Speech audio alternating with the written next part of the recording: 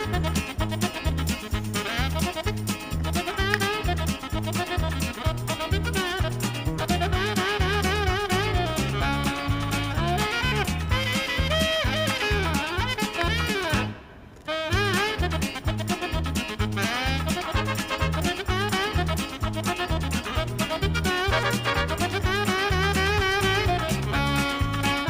что, ты не можешь, что ли, орех достать теперь?